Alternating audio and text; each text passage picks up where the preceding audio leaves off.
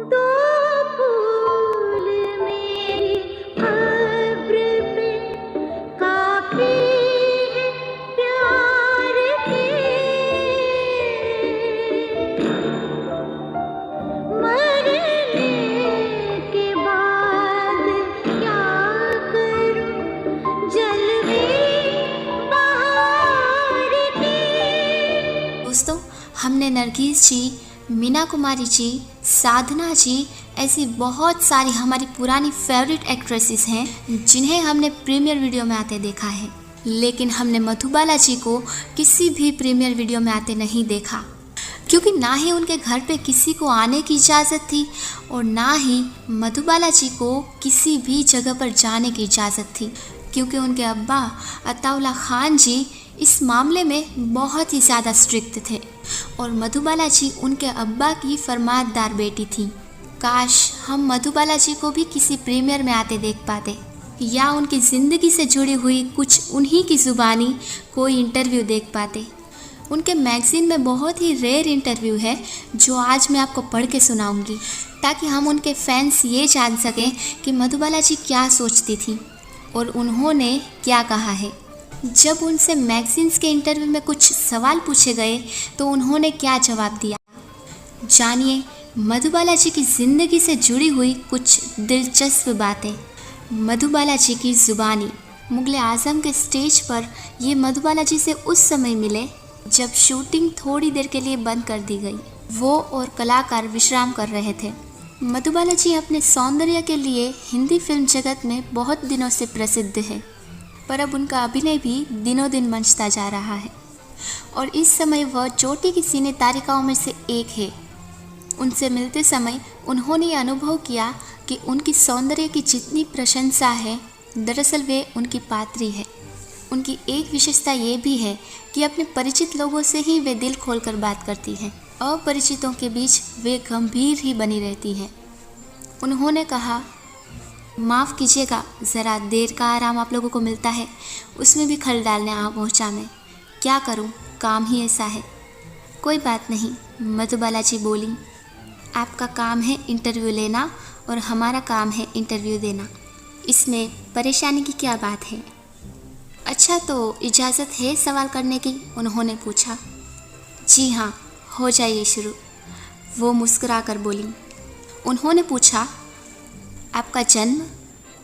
मधुबाला जी ने कहा, मैं 14 फरवरी 1933 को पैदा हुई थी। उन्होंने उन्हें टोक कर कहा। फिर उनसे पूछा, आपकी शिक्षा दीक्षा? उन्होंने कहा, उर्दू की शिक्षा मुझे घर पर ही मिली। फिर उनसे पूछा, अंग्रेज़ी आपने कब सीखी? उन्होंने कहा, सन 1949 से अब तक सीख रही हूँ। फिर उनसे पूछा, आपने फिल्मों में प्रवेश कब किया?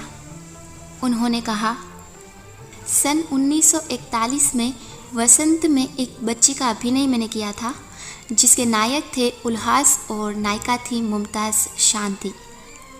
फिर उनसे पूछा, वसंत में काम करने का मौका आपको किसने दिया था? उन्होंने कहा, देविका रानी जी ने। फिर उनसे पूछा, वसंत में काम करने का क्या मिला था आपको? उन्होंने कहा, 150 रुपये मासिक पर मेरी नियुक्ति हुई थी। फिर उनसे पूछा, आपके माता पिता में से किसी को कोई एतराज़? उन्होंने कहा, जी नहीं, अपने पिताजी से सदा मुझे प्रेरणा ही मिली है। मैं उनके अंजाम स्मरणीय रहूँगी। मुझे अभिनेत्री बनाने का अधिकार श्रेय उन्हीं को है। फिर उनसे पूछा, आपके घर में अनुशासन कैसा था? उन्होंने कहा, बहुत सख्त। फिर उनसे पूछा, आपको अप्रिय नहीं लगता था वो? उन्होंने कहा, जी नहीं, उस अनुशासन की बदौलत से ही आज मैं अपनी वर्तमान स्थिति तक पहुंच पाई हूँ। मन लगाकर धैर्य के साथ अपना काम करते जाने की शिक्षा हमें अपने घर से ही मिली थी। फिर उनसे पूछा, आप कुल कितने भाई बहन हैं? उन्होंने कहा, हम 6 बहनें हैं, उनमें से तीसरी मैं हूँ। फिर उनसे पूछा, आपकी और कोई बहनें फिल्म क्षेत्र में है? उन्होंने कहा, मुझसे बड़ी दोनों बहनें फिल्म क्षेत्र में नहीं हैं, मैंने फिल्मों में प्रवेश किया और मुझसे छोटी बहन चंचल भी फिल्मों में काम कर रही है। मदर इंडिया में उसका भी एक रोल था और उससे भी 2 छोटी बहनें अभी फिल्म क्षेत्र में नहीं आई हैं। फिर उनसे पूछा, क्या आपके पिताजी ही आपके कॉन्ट्रैक्ट वगैरह काम संभालते हैं? उन्होंने कहा, जी हाँ। फिर उनसे पूछा, पहले आपको किस फिल्म में प्रसिद्धि प्राप्त हुई? उन्होंने कहा, कमाल अमरोही द्वारा दिग्दर्शित चित्रमहल में, जो सन 1940 में प्रदर्शित हुआ था। फिर उनसे पूछा, आपने किस फिल्म में अब तक का अपना सर्वश्रेष्ठ अभिनय किया है? इस प्रश्न का उत्तर देने में वो ज़रा हिचकिचाई और बोली, मैं क्या कहूँ, जब मुझसे डायरेक्टर ने जैसा कहा मैंने कर दिया। ये निर्णय करना दर्शकों का और आप जैसे सिने आलोचकों का काम है। फिर उनसे पूछा, आप फिल्म क्षेत्र में क्यों आई? उन्होंने कहा, इसलिए कि परिस्थितियों ने मुझे मजबूर कर दिया इस क्षेत्र में आने के लिए, और अब जब आ ही गई हूँ तो इसमें मुझे रहना ही है। फिर उनसे पूछा, आपको अपना वर्तमान जीवन कैसा लगता है? मधुबाला जी बोली, मैं अभिनय करती रहती हूँ, अब अभिनय ही मेरे जीवन का एकमात्र ध्येय रह गया है। फिर मधुबाला जी से सवाल पूछा गया, स्टूडियो में आपको कैसा लगता है? मधुबाला जी ने कहा, मैं यहाँ हर वक्त खोई खोई सी रहती हूँ। फिर मधुबाला जी से पूछा गया, आपकी भावी योजना क्या है? मधुबाला जी ने कहा, मैं फिल्म निर्माण के क्षेत्र में पदार्पण करना चाहती हूँ और अभी कुछ तय नहीं है। फिर उनसे पूछा गया, आपका रहन सहन कैसा है? मधुबाला जी ने कहा, वैसे ही ठाट बाट का, जैसे कि एक अभिनेत्री का होता है। घर पर कई परिचारिकाएं हैं जो मेरे हर सुख सुविधा का इंतज़ाम रखती हैं। फिर उनसे पूछा, आप अपना स्वास्थ्य कैसे ठीक रखती हैं? उन्होंने कहा, मैं स्वस्थ रहने के लिए कुछ हल्की कसरतें करती हूँ और नियम से मालिश कराती हूँ। फिर उनसे पूछा, अपने सौंदर्य की सुरक्षा के लिए आप क्या करती हैं? उन्होंने कहा, गुनगुने पानी में सैंडलवुड सोप लगाकर नहाती हूँ। त्वचा की ताजगी को बनाए रखने के लिए मैं और भी कई उपायों पर अमल करती हूँ, जो आपको सौंदर्य संबंधी पुस्तिकाओं में मिल जाएंगे। फिर उनसे पूछा, खाने पीने की क्या क्या चीज़ें आपको पसंद हैं? उन्होंने कहा, मेरी माता जी रसोई बनाने में बहुत दक्ष हैं। वे मेरे लिए तरह तरह की स्वादिष्ट चीज़ें जब तक बनाती रहती हैं। बंगाली रसगुल्ले मुझे बहुत पसंद हैं। फलों में दिमाग को ताकत देने वाला फल केला मुझे बहुत पसंद है। फिर उनसे पूछा, आप वेशभूषा कौन सी पसंद करती हैं? उन्होंने कहा, पहले मुझे रंग बिरंगी पोशाकें पसंद थी, लेकिन अब किसी खास पोशाक में मेरी दिलचस्पी नहीं रह गई है। फिर उनसे पूछा, आप कौन कौन सी भाषाएं जानती हैं? उन्होंने कहा, उर्दू, फ़ारसी, अरबी और हिंदी पहले से जानती हूँ। अब अंग्रेज़ी भी समझ, बोल और लिख सकती हूँ। फिर उनसे पूछा, क्या धर्म पर आपकी श्रद्धा है? उन्होंने कहा, जी हाँ, मैं हर रोज़ 5 बार नमाज़ पढ़ती हूँ। फिर उनसे पूछा, शादी के बारे में आपका क्या ख़याल है? उन्होंने कहा, शादी सभी करते हैं, वह एक स्वाभाविक चीज़ है। फिर उनसे पूछा, आप कब तक शादी करेंगी? उन्होंने कहा, मैं फिल्म क्षेत्र में पदार्पण करके साधारण सी मित्र हो गई हूँ, इसलिए अभी कुछ ठीक कह नहीं सकती। फिर उनसे पूछा, फिल्म उद्योग के विषय में आप क्या कहती हैं? उन्होंने कहा, फिल्म उद्योग एक भूलभुलैया है जिसमें प्रवेश करते ही पहला सबक ये पढ़ना पड़ता है कि अपने आप को भूल जाओ। यही नहीं, जितनी बातें संभव हो भूल जाओ। और ये भी सच है कि बिना ऐसा किए कोई व्यक्ति अच्छा अभिनय नहीं कर सकता, उन चरित्रों में जान नहीं फूंक सकता जिनका कि अभिनय उसे करना पड़ता है। फिर उनसे पूछा, आपका जीवन दर्शन क्या है? उन्होंने कहा, यही कि मुसीबतों में से गुजर कर ही आदमी अपने लक्ष्य तक पहुंच पाता है। मुझे भी अपनी ज़िंदगी में ढेर सारी कठिनाइयाँ झेलनी पड़ी है, बचपन से ही संघर्षों के बीच मेरी ज़िंदगी गुजरी है। सुख और दुख का तोता ज़िंदगी में लगा रहता है।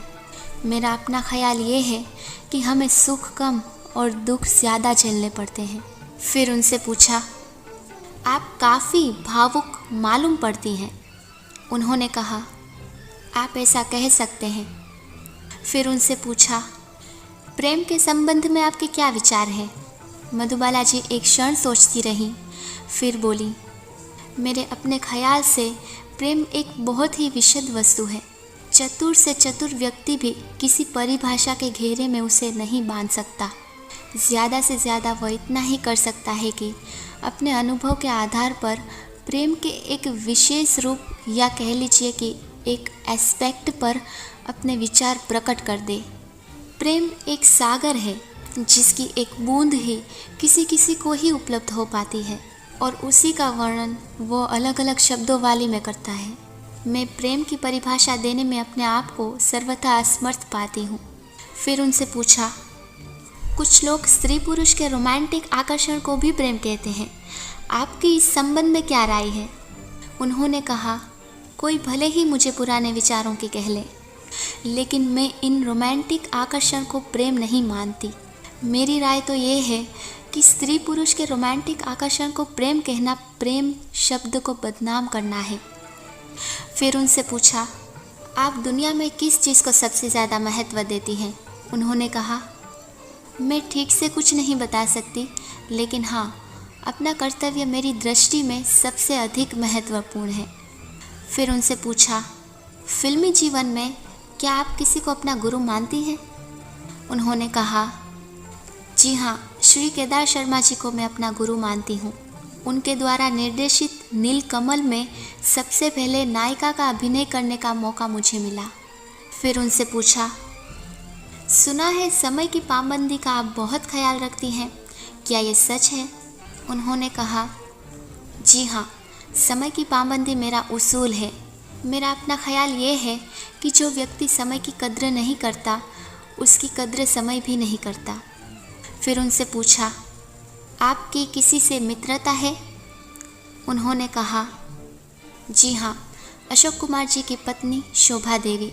यदि उम्र में मुझसे बहुत बड़ी हैं, लेकिन उन पर मेरी आंतरिक श्रद्धा है। उनका मेरा परिचय बहुत निकट का नहीं, लेकिन मैं उन्हें अपनी मित्र मानती हूँ।